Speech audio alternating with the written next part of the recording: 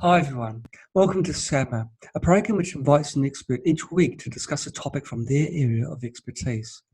This week we are delighted to have Palmer Kippola to tell us how to beat and prevent autoimmune conditions naturally. Have you ever had or been diagnosed with some form of autoimmune condition? Perhaps you've been experiencing symptoms for some time, or you're worried because autoimmune conditions run in the family. Now is the time to take back your health. Autoimmune conditions are reversible, but you need to address the root causes head on. Even if you have bad genes, or you've had a bad lifestyle which is conducive to this poor health, you can reclaim your health. Palmer is an author, speaker, and functional medicine certified health coach, FMCHC, who specializes in helping people reverse and prevent autoimmune conditions. She developed a framework called F.I.G.H.T.S to help others beat autoimmune conditions based on her 26-year battle to overcome multiple sclerosis. Her new Amazon best-selling book, which you can see in her background, Beat Autoimmune, the 6 keys to reverse your conditions and reclaim your health, with a foreword by Mark Hyman, MD. In it, she shares the science, the stories, and strategies to help people heal and thrive. Palmer has done coursework with the Institute for Functional Medicine, the Heart Math Institute, and the Functional Medicine Coaching Academy. In addition, she has studied under leading experts in nutrition, holistic health, energy, and functional medicine. She founded Transcend Autoimmune, a growing Facebook community of people proactively seeking to reverse or prevent autoimmune conditions naturally. Palmer, welcome to the show. It's brilliant to have you with us. John, it's an honor and privilege to be with you and your listeners. Before we start, I'd love to hear your own story. You were diagnosed with multiple sclerosis 26 or more years ago. Now, other people who I know or have heard of that have been given this diagnosis have spiraled downwards and have usually ended up somewhere else. But you haven't. You've managed to overcome multiple sclerosis and you're looking the image of good health. How on earth did you do that? How is it possible? It's autoimmune system. It's your body turning against itself. You've done the impossible. How? Well, yes and no. It's not that impossible, but it's a great place to start at the beginning. So let's start with my story. But for this, I have to take you back in time, just a few years ago. A few years ago, I was diagnosed at age 19. Yeah. And it just completely flabbergasted and took me by surprise, kind of like getting hit by a Mack truck out of the blue. Yes. Most people don't have that experience of getting hit by that Mack truck. They have symptoms that are starting to progress and then they feel something. So my story might be a little unusual in this regard, but here goes. So I was home from my freshman year of college. It was summertime. Yes. I was living with my parents. Just a happy, hardworking, hard-playing 19-year-old young woman. Yes. I was working a summer job. I was a hostess in a restaurant during the day. And one morning I woke up and the soles of my feet were all tingly. That feeling that you get when you've sat on a limb and you've sat on it too long. And then when the blood flows back, everything is tingly. You know that feeling? Yes. Only this particular morning, the tingling didn't stop. As hard as I shook my feet, it wouldn't stop. And I thought, this will just go away. So I went off to work. And over the course of the morning, the tingling just crept up and up and up my legs. Wow. By the time it reached my knees, I knew something was really wrong. So I called my family, who called the family doctor, who said, get her to the neurologist at UCLA, a very good institution, to be seen by a neurologist as soon as possible. Yes. And so that's what we did. That afternoon, we sat in the neurologist's office. It was a woman who, after only about a 5-minute exam, she had me walk across her floor, heel toe, touch my fingers to my nose with my eyes closed and tapped my reflexes and said, with near certainty, I'm 99% certain that you have multiple sclerosis, MS. And if I'm right, there's nothing you can do. Now, later I learned, because my parents told me much, much later, that she had also pulled them aside and said, you better get ready for her life in a wheelchair because that's where she's probably heading. And the only other thing that you can do is take medication. Yes. She offered us no information, no hope. She said at the time there was a precursor imaging machine called an NMR, for nuclear magnetic resonance image. And this is the mid 80s. So that's the only thing that could conclusively prove that it was MS, and otherwise to go home and wait. And so that's what we did. And by nightfall, the tingling had crept all the way up to right underneath my collarbone. And by the time we got into bed that night, my mom crawled in with me. She's holding me and crying, and I'm crying harder because every part of my body that had been tingling, which was at this point from the neck down, had gone completely numb. And I would stay numb, full body numbness, for a 6-week period during that summer. Wow. It was an absolutely terrifying time. Wow. So I am so grateful that my parents were absolute rocks, that they were my support system. And my mom was very quick to empathize and to support me and do whatever we could to plan for whatever uncertain future that we had. Could I go to a local college in a wheelchair? Would my parents have to care for me? My dad was very motivational and would tell me, honey, you can beat this thing. Yes. That's where the title comes from. You can beat this thing. So he had this, he inspired my can-do attitude. So that was the summertime. Now I was basically relegated to the couch for those 6 weeks because literally I couldn't feel anything from the neck down. I could walk. It was a very weird looking shuffle, but I couldn't feel anything. So I lay on the couch and friends came over and visited, and some brought cookies and books and whatever 19-year-old friends bring. And this one family friend came and she brought a gift. John, I did not realize this was a gift at the time because I was very offended by this. She asked me a question. She said, Palmer, why do you think you got the MS? Yes. What do you mean? Why do I think I got the MS? Are you accusing me of bringing this on myself? Wait a minute. Did I bring this on myself? So I puzzled and pondered, and I didn't have anywhere to go. So I chewed on that question like a dog with a bone. And one day, as I lay there on the couch completely numb, at age 19, I had this flash of insight that came to me. And I have to take you a little bit farther back in time because I had been adopted as a baby by very loving parents. Yes. And despite that fact, my dad had been a fighter pilot, and his way was invariably the right way. So we butted heads quite a bit. He yelled a lot. He was very opinionated and judgmental, and he didn't like the fact that my mom was overweight. So he used to yell at her and call her names, and I wasn't having any of that. So this insight that I had lying on the couch at 19 was a picture that came to me. I must have been age 3 or 4. My little dukes are up. My dad is yelling at my mom, who's locked herself in her bedroom, and she's crying. He's calling her names, and I'm standing up to my dad saying, if you don't stop calling mom names, I'm going to sock your lights out. So I envisioned myself having become a child warrior.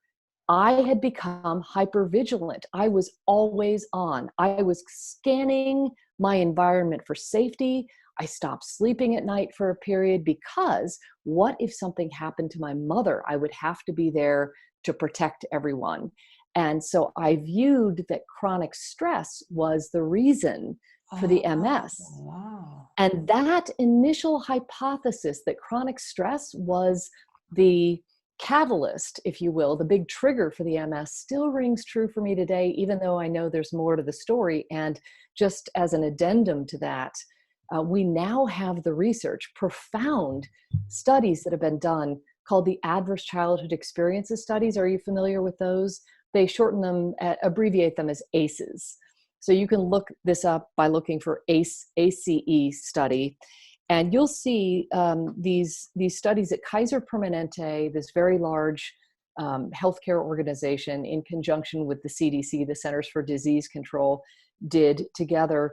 Their original study, I think, was more than 17,000 middle class or higher class white Americans And they asked them to complete a survey with about 10 questions with regard to their physical, emotional, mental abuse, or neglect.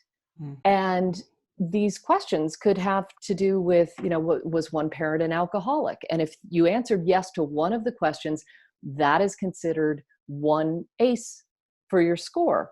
Right. If you had an alcoholic parent and somebody who was verbally abusive or physically abusive, that was 2 ACEs.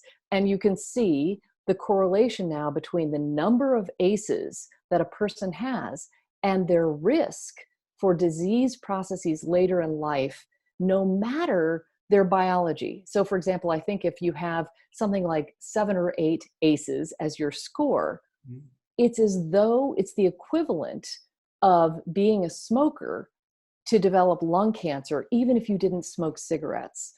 So it is a setup indeed for diseases later in life.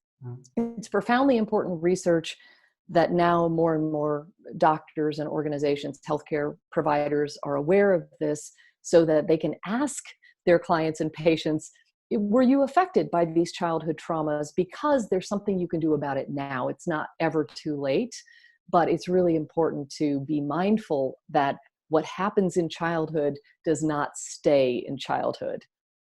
So let me, if I may, carry on with the story. I'm very fortunate that numbness retreated in the nick of time for me to go back to school. So off I went to my sophomore year of college, and that was the beginning of my 26-year journey with relapsing, remitting MS. And John, you asked the question, don't most people go downhill into a wheelchair with MS? Well, no, not exactly, because there are many different types of MS. So there's a spectrum, and some people are on that progressive path down, and some have, symptoms come and go. Regardless of which type of MS you have, the hope for healing and recovery is there.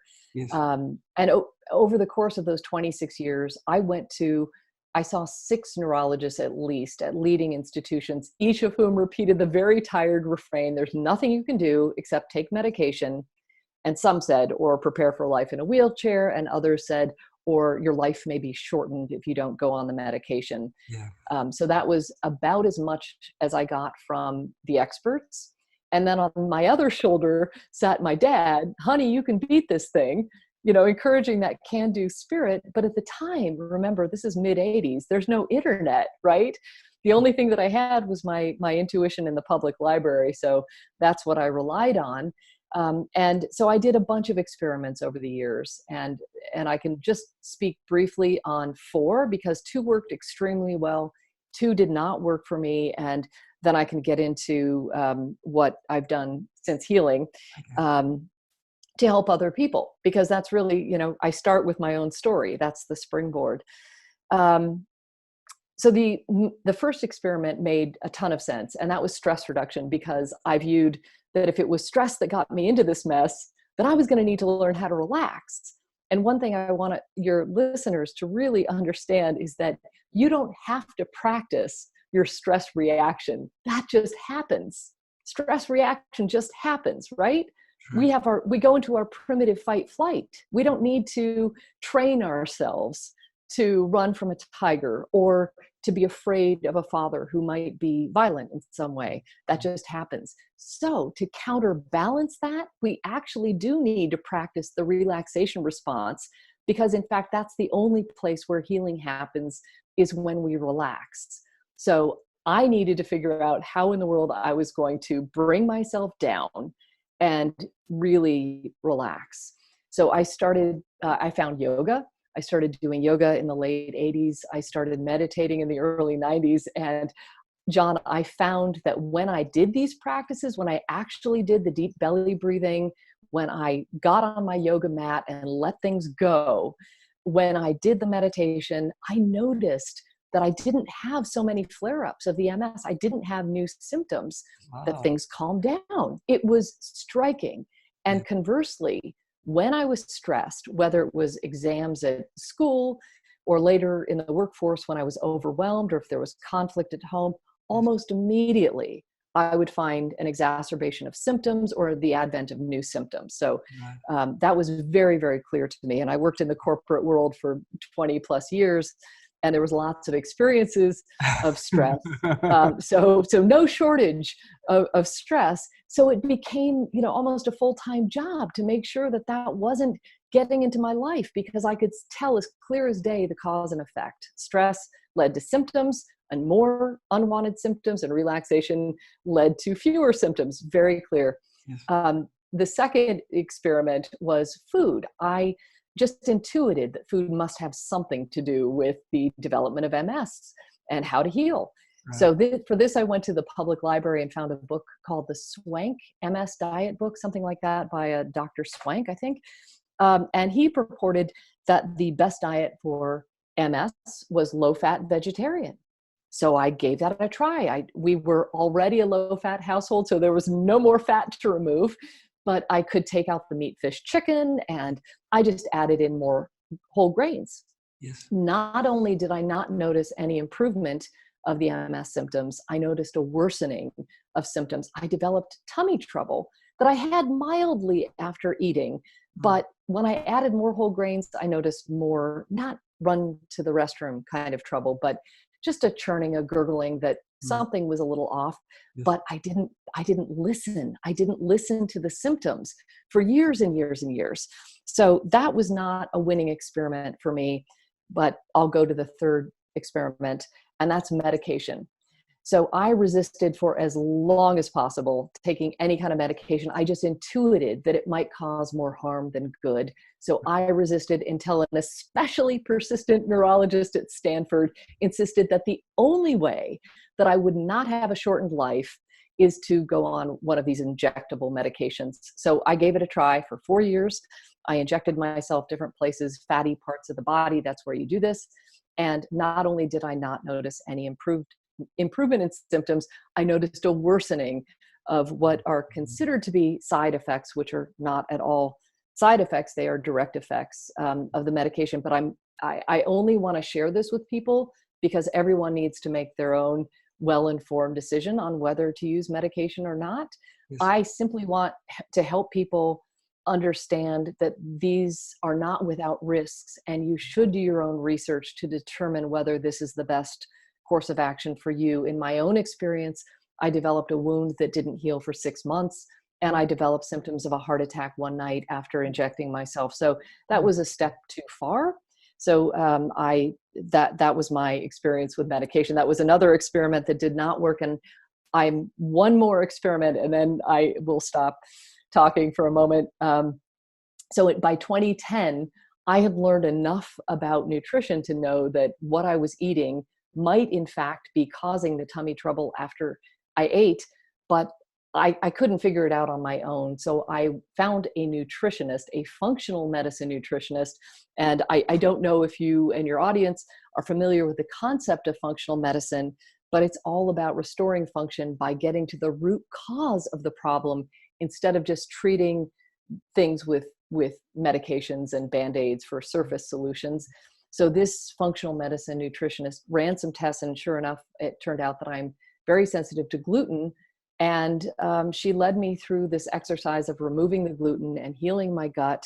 And within 1 week of removing this gluten, I stopped having those tummy troubles, the rumbling after eating. And within 1 month of removing it, I stopped experiencing any and all MS symptoms ever again. And this is by November of 2010 that I stopped having symptoms at all. And I was I don't know if you've had this experience with anything that you can think of, because we typically think of when you feel something, you know it. But when you don't feel something, it's a different kind of subtle knowing, like, wait a minute, what's different? What's wrong here?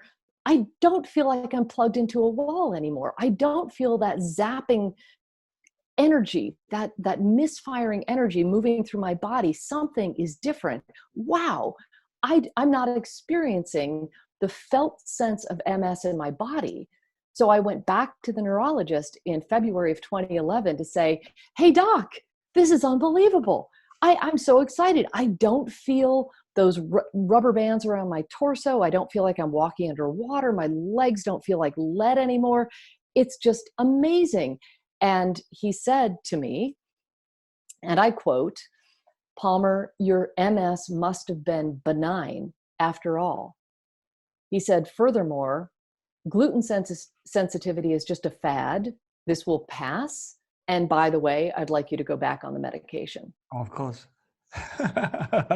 So that was my experience up until 2011. And since then, I have not had one single tingling baby toe or any sense of the MS. I've since had an MRI that shows that the lesions have faded, disappeared, and that there are no new lesions. So it does show evidence in the brain that there was a pattern consistent with MS.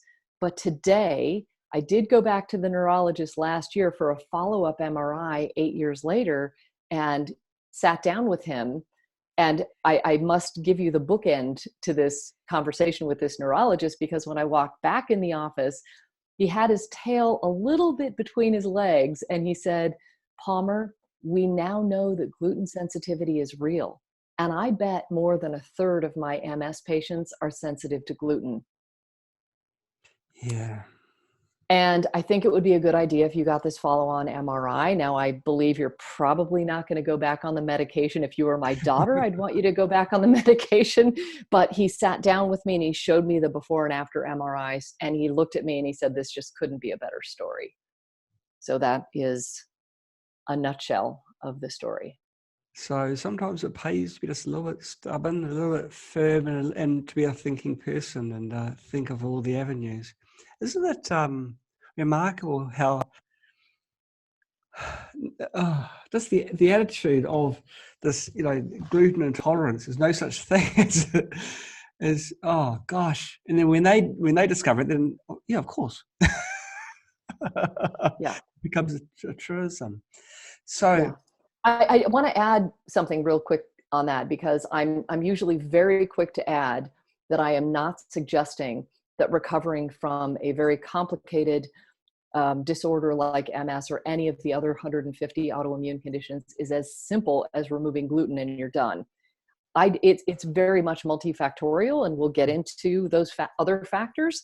But I am clear that had I not been doing the stress reduction techniques for those 26 years, I don't know that I would have had the same response, right? True. Because there's such a overlapping and combination effect between these different root causes and solutions. And bodies are so complicated, aren't they? And unique. Everyone's different. Now, I always thought like multiple sclerosis is an autoimmune condition where your body turns against itself. So how can an allergy to a food alter how your immune system responds to a stimuli? Such a good question. And it's not just food. It can be toxins. It can be stress. So many of these inflammatory factors, the mediator for disease, as Hippocrates knew, is in the gut. So when we eat foods that we are not, shall we say, either biologically equipped to handle or that are inflammatory for us, they create this level of inflammation in the lining of our gut, disrupt the microbial balance, and the vast majority of our immune system resides in the lining of our gut. And that one cell thick barrier at the epithelial level it's the most fragile barrier, and it's one of the largest we have. I don't know if it's bigger than the skin if you lay it out flat, but it is this vast, they say the size of doubles tennis court if you were to lay this out flat, but it's extremely thin.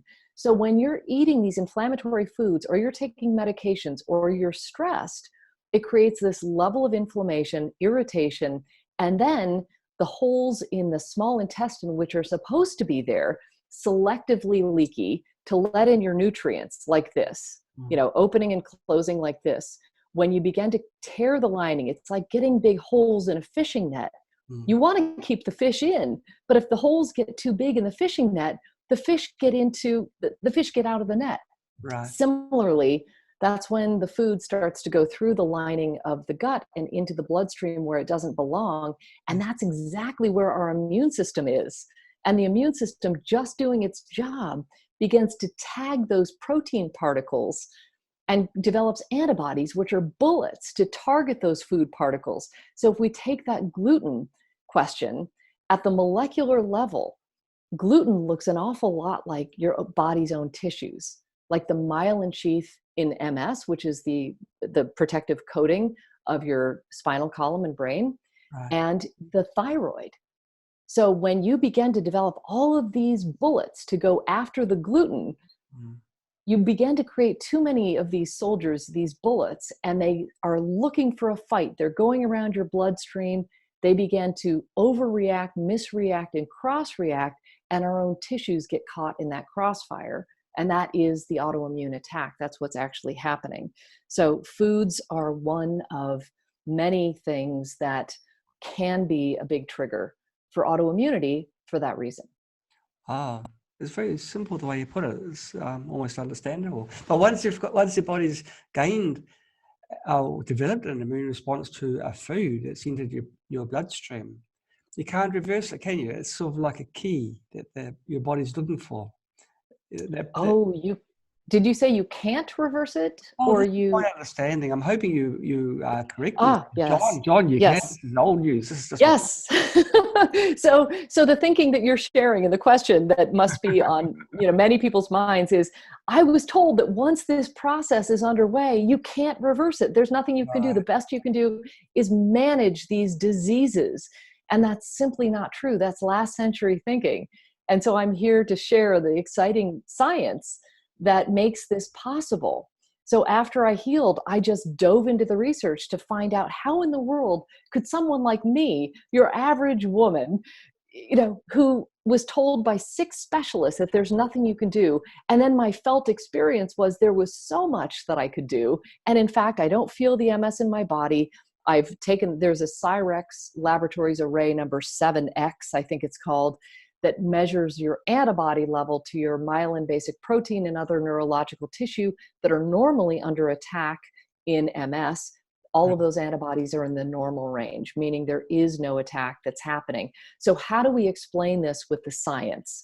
And so my research caused me to quit my day job. I was in sales and marketing and for technology companies up until the year 2012, because I simply couldn't just sit back and take that nothing could be done. I had that, cognitive dissonance that you feel when you know in your heart, in your bones, that something is one way, and yet these experts are telling you something else.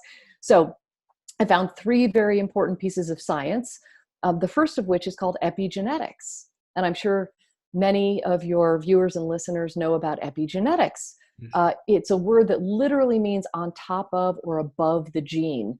And it negates this myth that we've heard for years and years that our DNA is our destiny, that whatever your parents had or grandparents or siblings had, well, you're destined to get that too. It's a very fatalistic and frankly, victim kind of mentality, because why would you have to take care of your health if you're just going to get something anyway? But it turns out my MS didn't just go off like an egg timer at age 19. No, it's the environment that gives directions to our cells, to the genes, as to whether or not they should be expressed. So what epigenetics tells us is that it's what we eat, what we drink, what we think, what we do that matters most. So moment by moment, with every fork, literally with every forkful of food, every hour of sleep you get or don't get, the exercise you do or don't do, these choices that we make, these daily habits, every moment of every day are literally giving direction to our genes as to whether or not they should be turned on or turned off. Even a few hours of lost sleep every night turns on inflammatory genes. When you get those 8 hours, or in some cases 9 if you need them, it shuts off that inflammation. So it's literally epigenetics gives the power to us, which is both the good news and bad news, because the great news is we're more in control of our health outcomes than we ever imagined possible. The bad news is you're in control.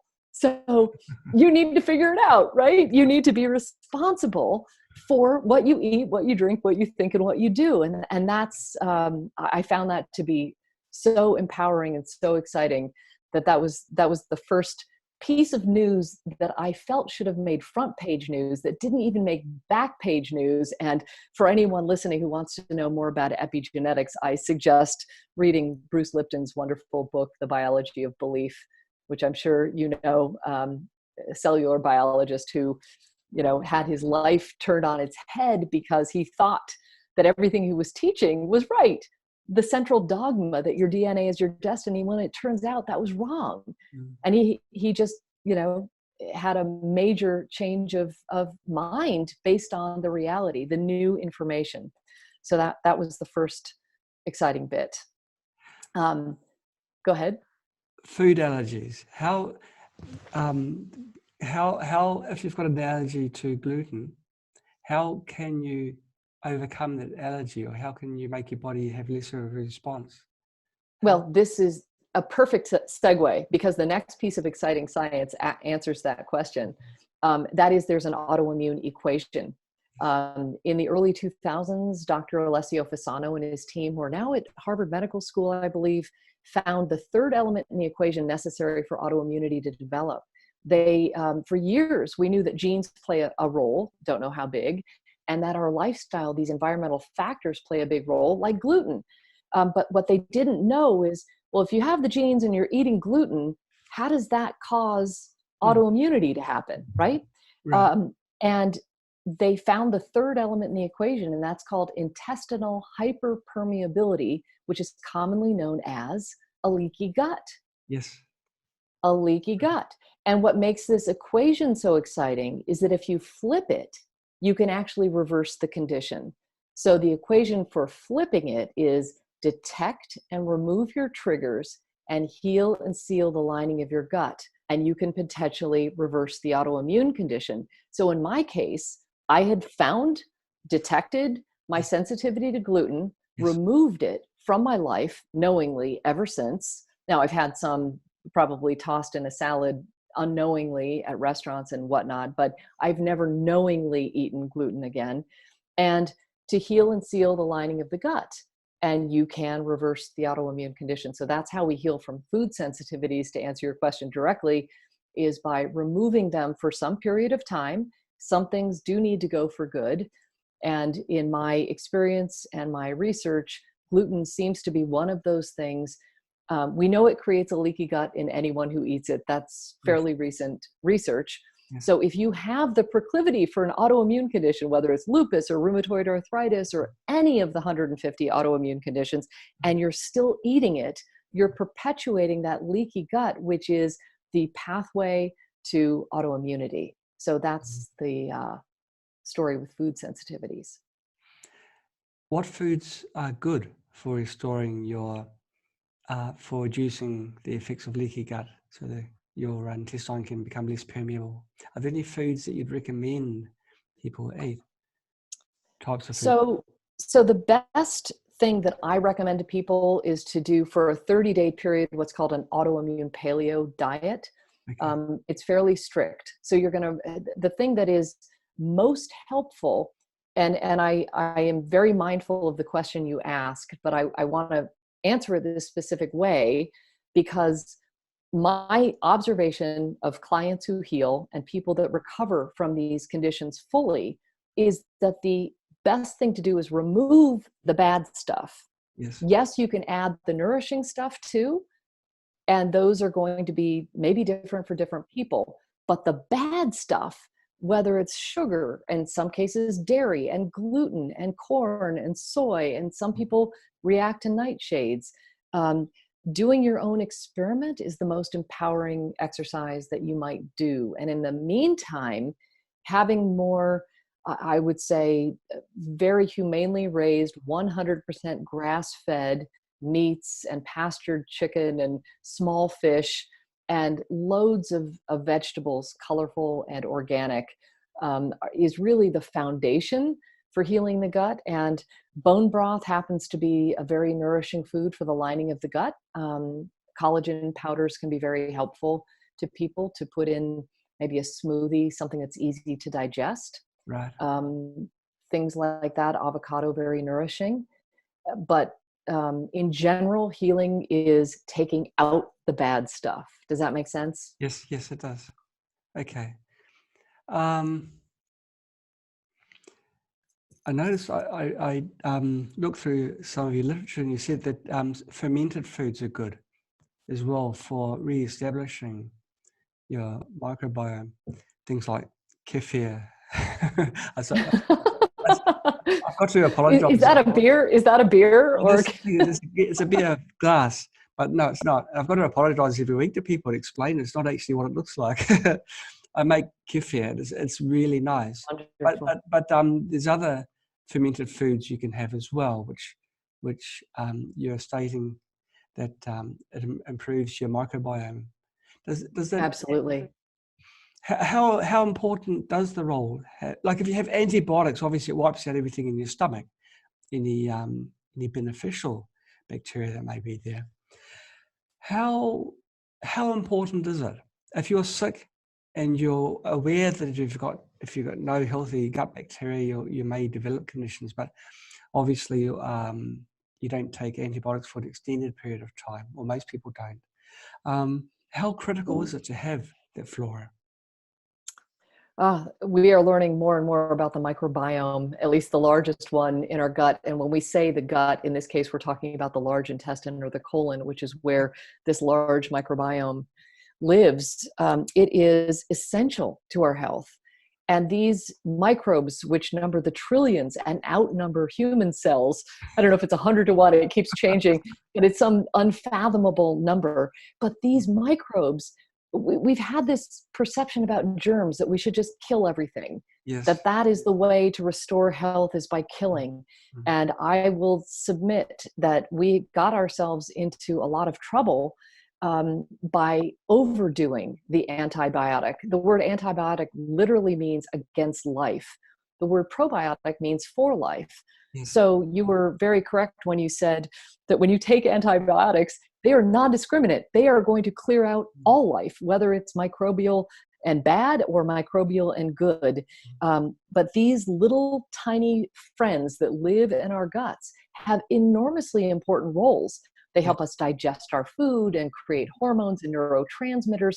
And one of the most important things when it comes to autoimmune conditions and healing is that they maintain the integrity of the lining of our gut, which we've just seen in this autoimmune equation is central to the development of an autoimmune condition or healing from one. Right. So it is vitally important, as you said, these probiotics. And I would say that, we have to go low and slow in starting because many people who are very ill, have trouble taking any kind of supplements, yes. Right? Yes. So there are some people like Natasha McBride Campbell, who wrote that wonderful gut GAPS diet. I forget the name of the book. Wonderful book. She even recommends just drink the juice of sauerkraut, just a teaspoon, because there are more beneficial microbes in that teaspoon of sauerkraut juice than there are in a probiotic capsule, for example. But very, very healing and nourishing. And the advice that I would offer is to start low and go slow. And you have to pay attention to your own body, how you respond. One probiotic that's I've seen have very beneficial results with many people are spore-based probiotics, like Megaspore would be an example of one. Okay. But no harm in doing both, taking some organic kimchi or sauerkraut, having your kefir. I don't know if it's coconut based, but that's what I would recommend. And, adding probiotics as part of your healthy supplement regime and minimizing the antibiotics and save them for life-threatening uses and not just at the common cold, because we are wiping out our microbiomes and we need these microbes. And I've heard in some cases it takes 2 years or more to restore this balanced, healthy microbiome. So that would be some thoughts. I think that if more people realize it took such a long time for the microbiome to be established, they'd be a little bit more hesitant and just taking these antibiotics at a whim anyway, for the less important things. What is the role of essential fatty acids in Where does that fit in the picture?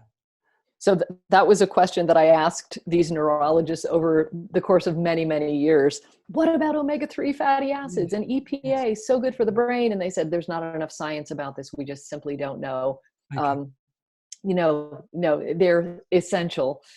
We need them. And our brains are 60% fat. Our cell membranes are made up of a fatty lipid layer.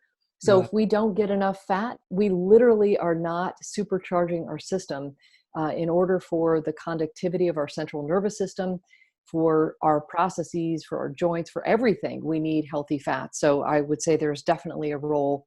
But when you're going to take supplements, to make sure these are molecularly distilled and very thoughtfully tested, and you don't just buy your supplements at the supermarket. You invest in these, because whatever you're taking becomes part of your own tissues. So invest wisely is what I would say. Okay. Now we've discussed quite a bit about the food side aspect of multiple sclerosis. Is there a pathogen basis to it as well? Are there viruses that can align a person to become to make the immune system possibly start misbehaving and create the conditions which are conducive for developing multiple sclerosis? Absolutely. So I think to introduce this section, it would be very helpful for viewers to understand that the multifactorial nature of what we're talking about, of not just foods. But after I healed and I found this exciting science, I figured, people need to know that they're way more in control of their health outcomes. But I wanted to help them understand what are those factors they need to examine. What are the root causes that they can potentially control? And that led me to really discovering, or not discovering personally science, but to categorizing all of the various areas that could be addressed. And because I'm a word person, I wrote all the words down, food and gut health and hormones, right? I wrote all the words down like a jumble, and Yeah. it spelled this word, and the word was FIGHTS. And FIGHTS stands for food, infections, gut health, hormone balance, toxins, and stress. And that's why the subtitle of the book is The 6 Keys to Reverse Your Condition and Reclaim Your Health. Those are the 6 keys. So I lament that it didn't spell the word peace, but it is more aligned with what my dad said, that, honey, you could beat this thing. In any event, not everyone has to look at every category. But in the book, I include a bunch of self-assessments where you can see whether or not, you might need a tune-up in this particular area, because these are all critically important, not just for the development or healing of MS, but for any of the autoimmune conditions. When I first started studying, I thought I was just going to be studying about MS, but it turns out that all autoimmune conditions respond the same way. We get them by the same root causes, and the specific autoimmune condition that someone develops is due to their own weak link, their own genetic tendencies, right? Yes. So that autoimmune equation that Dr. Fasano founded is applicable across a wide range of autoimmune conditions. And again, we detect and remove our triggers, and we heal and seal our gut. So the triggers might be an infection. You just brought up, could an infectious microbe be responsible? Well, more and more doctors and scientists are seeing, more than ever before, the advent of new or a greater number of microbes. And one of the biggest culprits is chronic Lyme disease, which, by the way, has been reclassified as an autoimmune condition. So yes, there are infectious microbes that are way more common than we might have imagined. And another one is reactivated Epstein-Barr virus, which is part of the herpes family, as is cytomegalovirus. So these viruses or bacteria, and in some cases yeast like Candida, can really become a dominant player in our own ecosystem and stress our immune systems to the point that this is, in fact, a very heavy load. And we have to do our best to detect it, remove it, and heal and seal the lining of our gut. So yes, you're absolutely right. They are a big player. Wow. Okay, well, toxins in our environment, the air that we breathe. There's not a lot that, people are gravitating towards the cities as, it's a fact of life now. It's the modern era. That's where the work is, right? But it's also where the dirty air is.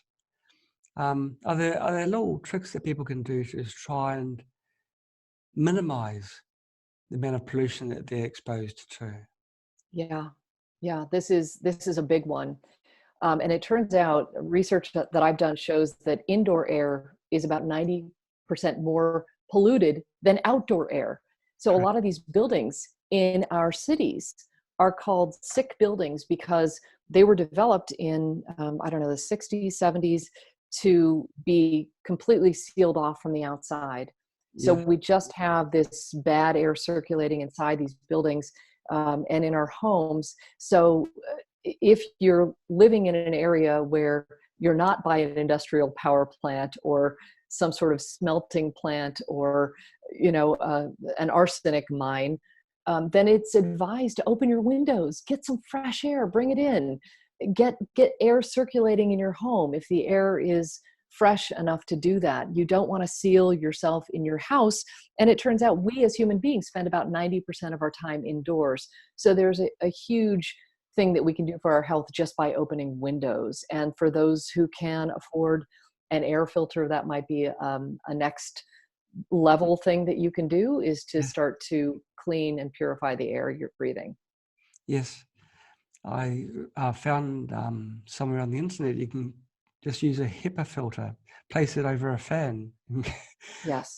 It's a simple, cheap solution. You don't have to buy anything expensive. And that's an excellent suggestion. And I have spoken with environmental building sciences experts who say, whatever you do, don't use a broom in your house because you're just sweeping the dust particles and possible mold and mycotoxins around the floor. You can get a HEPA vacuum cleaner, and that's going to help to clean what's landing on your floor. So ban the broom and use one of these HEPA vacuum cleaners. I have a Shark rotator that's very effective. And so those are, and this is something that's fairly reasonable in price, but it does make a big difference in the quality of your air. Right. Wow. Have you, just changing the subject back again, in your family, have you had other people or your friends diagnosed with an autoimmune condition? And have you managed to apply your techniques, what you've learned? That is a great question. I'll start by saying you probably know or can imagine how difficult it is to work with a family member to, suggest changes, right? So yes, indeed. I told you early on that I'm adopted. So I didn't know my birth history until 2014. I did a 23andMe test and found my biological father through doing this test. Gosh. And it turns out, yes, I did. It's a good story for another time. But I did find it now, otherwise I might be limiting myself. I've got to hear it. Well, it turns out I wasn't looking for him. I was looking for a particular gene. I wanted to see what my health status was. And I also wanted to understand what my heritage was. Yes. And so you look at this for those who don't know what you do, you spit into a test tube and you send it off, and they can test your genetics based on your saliva for something like $99. And I found out my background is some combination of Norwegian and Scottish, which wasn't too surprising. Okay. So I found that I, in fact, had a first cousin. I sent a message, and I ended up getting connected with my birth father, who I had never met.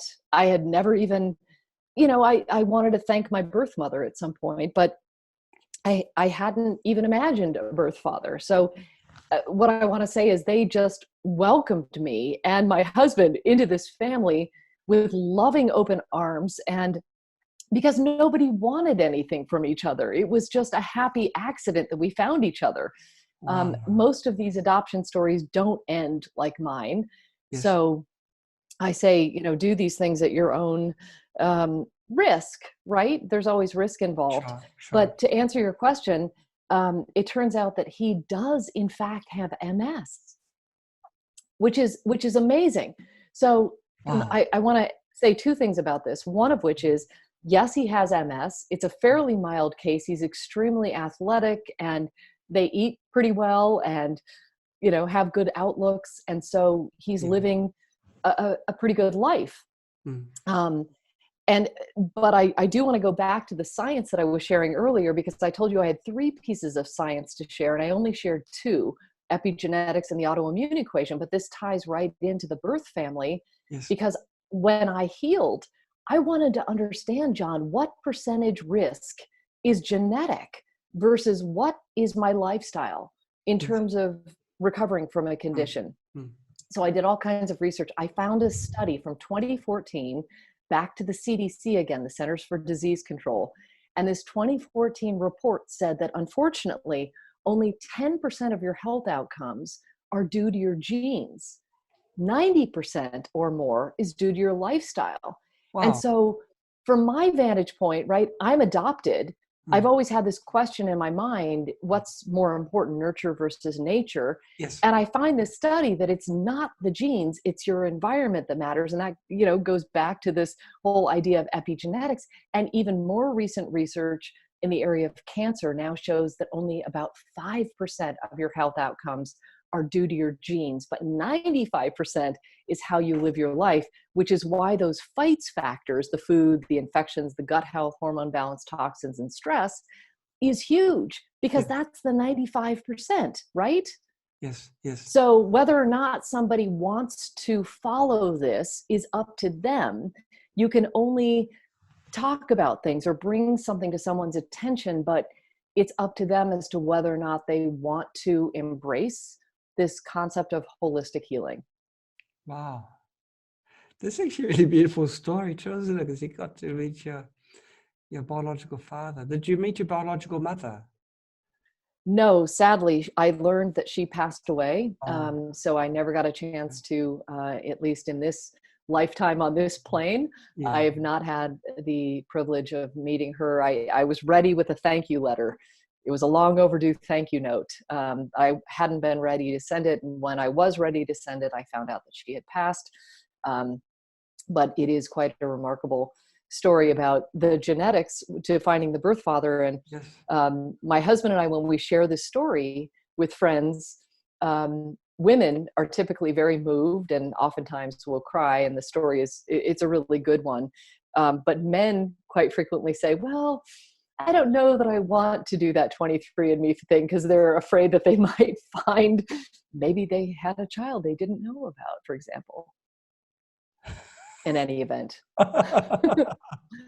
it's empowering. It's empowering, but this whole concept of genetics, I really want to put in its proper place, which it is a blueprint for your health. It is not the software. The software is your lifestyle that tells the computer what to do. It's not, the genes are not your destiny. So if I can impart anything, it would be to really believe and know that it's possible to beat these conditions that so many of these experts considered incurable, and that there is way, way, way more than hope that healing is possible. And in the book, I include a dozen doctors, functional medicine practitioners, integrative physicians, each of whom had their own autoimmune condition. And I share their healing journeys of what they did, in fact, to overcome their own autoimmune conditions. So it's and they've gone on to help thousands of people. So this is really a massively good news story. It is. Now I'll just pass a question forwards from a Facebook viewer. It's from Simcha. Simcha's asking, is it common to have more than one autoimmune disease? Yes, good question. And yes, if you have one, if you have a genetic weak link for others, there's a good chance that that is more possible. The risk goes up as you have one. So yes, indeed. Definitely. Great. Now, that book is so, I'm so looking forward to receiving the book that you've graciously sent us. This book, published in May, it's got your life story in there. It's got the, it will explain, I guess, in more detail, the discussion that we've just had today about how to beat autoimmune conditions. Like multiple sclerosis, I really honestly thought that was it. That's there's nothing you can do about it. This is, of course, what doctors say. This is their line. You know, it can be controlled by these drugs, which aren't cheap, by the way, but it keeps me in a job. They say, or they don't say. Right. Right. But to actually think that there is a way, what you've described is really changing a lifestyle, changing life habits as well, because the stress side is more of a habit thing where you may take on things like meditation and other things, finger painting. Whatever works. Whatever works. Put yourself into happy zones. That's right. You've really, it's quite a paradigm idea that you've presented to us here. Really, really interesting. Really interesting. I didn't come up with it. I simply packaged things together from the perspective of somebody who has been through this. And honestly, I have to give great gratitude for my father for creating this little fighter that I became, because I wasn't going to be bullied. I wasn't going to let anyone just tell me that this couldn't be done without any explanation. When I asked questions about what about raising vitamin D, what about taking fish oil, what about eating more salmon, what was the medication going to do? And by not getting those answers, I just dug in a little bit further. So I have great gratitude for my father for encouraging that can-do spirit. So.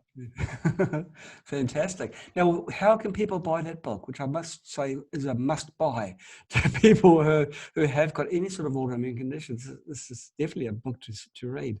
Where can they? So the best place is Amazon. They have the power of purchase, and I would advise that people go to Amazon, whether it's the UK or the United States, and look for it there. I also have a place where if you buy the book, you can go to beatautoimmunebook.com and download some free bonuses. I include 35 gorgeous recipes that the practitioner shared for the book, and some other items like a quick start guide to help speed people's time to healing. So beatautoimmunebook.com is where they can go after they buy the book. It's amazing. And how can people contact you directly? Is there any sort of web page that you have that people can ask questions directly or ask for? So the way to interact or connect with me is I do have a website at palmerkippola.com. So that's Palmer, KIPPOLA.com, where people can educate themselves there. I'm no longer taking private clients, but I am building what's called Beat Autoimmune Academy. I have found it's an online site for people who are really committed to wanting to heal and go through these steps together. That is something that's coming next month. So they could go to beatautoimmuneacademy.com. That is the only place where I'm going to be coaching and interacting with people. That would be another great place to find me. And lastly, there is a free online Facebook group called Transcend Autoimmune. And that is another lovely place for people to support each other, get their questions answered, and interact with people who are seeking healing. Well, knowledge is everything, isn't it? With knowledge, you can do wonders. It is. Knowledge is important, but action, it makes all the difference in the world. So these micro habits that we can embrace, I mean, you don't have to do everything at once. The book can be overwhelming if you think you have to address food and infections and gut health and hormone balance and all of this at once. But if you break it into small pieces, do one little thing positively at a time, whether it's just a 3-minute meditation or just taking 3 deep breaths, that is enormously helpful towards healing. So as we talked about epigenetics, those forkfuls of food or the hours of sleep you get or don't get, every decision is really consequential. So just make little better decisions each day, and those add up over time. Yes. I normally ask our expert to give a summary at the end, a positive summary, but you've done it. You've preempted me, and you've made one already. Yeah. Well, I'll add this. I will add this. I would encourage people to chew on that same question that I chewed on at age 19 when I took great offense when somebody asked me, why do I think I got the MS? Yes. So for those of you who are experiencing some disorder, or have mysterious symptoms that your body is just giving you messages, just listen to that, and just get curious and get quiet and imagine what's coming up. Is there something in your life that's out of balance? Maybe it's a relationship that is not helpful for you. Maybe it's a job that you're not resonating with. Maybe there's something that's off, that cognitive dissonance that we talked about. Just to get really quiet and allow those messages to come up directly and listen to that intuition, because I bet deep inside each one of us, there is really, really clarity around what could use better balance. Wow. Beautiful words. I agree 100%, wholeheartedly. It's sometimes hard to find that spot with a cacophony of confusion and noise and everything, distractions all around us, but you've got to find that spot so you can listen. Just 3 minutes a day, or even 3 deep breaths to center yourself, and life can swirl all around you. But our job is to find that peace in the midst of the mess, because life is going to happen. Stress can, things are going to pull us off center. And I believe it's our job to stay as centered as we possibly can, to engage that relaxation response, because that's the only place where healing happens. Right. And truth often speaks in whispers. You've got to listen carefully. We have to listen. Palmer, thank you so much for your time and the information you've given us. It's been a fantastic summer. Thank you so much. I've so enjoyed it. It's been such a pleasure and honor, and hope it serves your audience, John. Oh, well, it's yeah. I'm sure people have learned a lot from this summer, a terrific lot. It's turned a lot of ideas on their head, certain ideas I had. So you can do it. If I can do it, you can do it. Anyone can do it. Thank you so much. Yep. Thank you. Thank you. You take Be care. well, my friend. You too. Bye-bye. Bye. Wow. What a lady. What a fighter. And what a winner. When I talk to people like Palmer, sometimes afterwards I think, gosh, she's a champion for a lot of people. And what she's doing is just absolutely amazing. And yeah, she's the sort of person I really look up to. So there we have it. Autoimmune conditions, albeit lupus, Lyme, multiple sclerosis, they can be overcome. I do recommend that people buy the book that she sent to me for free. We didn't ask for it. This is her natural, generous nature coming through. I find this quite a lot actually with the experts who come online. They, not the giving side, but they're very generous with information. They don't get anything with coming onto SAMA. They want you to learn. They want you to have a better life. And so this hour that they've invested is for you. So it's up to us to listen and act on what we've learned from them. So yeah, it's been another good SAMA. Now, before I pull the plug on this one, I've been given the green light to do a bit of a showing off.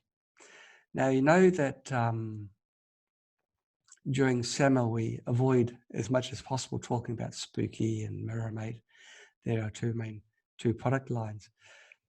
Mirror Mate released a product around a month ago now. It's Mirror Mate Flash. There's this really cool handheld unit, and it works in a flash. You pull a trigger, and the blinding flash of special light comes out. When you hold it up against your skin, that light kills any germs that are there. And it's so powerful that it can kill cancer cells as well as help out with other issues.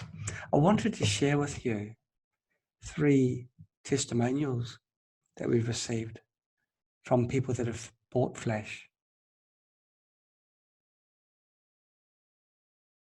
This is a woman that had age spots on her face, beauty marks.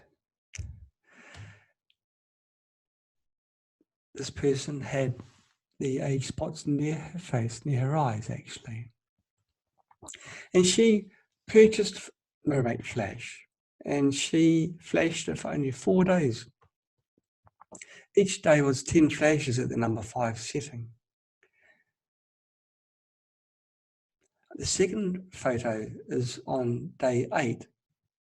You can see that the skin has become like a baby's skin, beautiful and pink. There's none of this ugly flakiness that you get with age spots.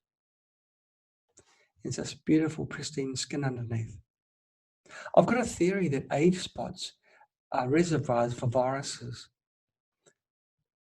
Here, F.I.G.H.T. has killed the viruses, and so the skin just flakes away and it leaves the skin that should be there left.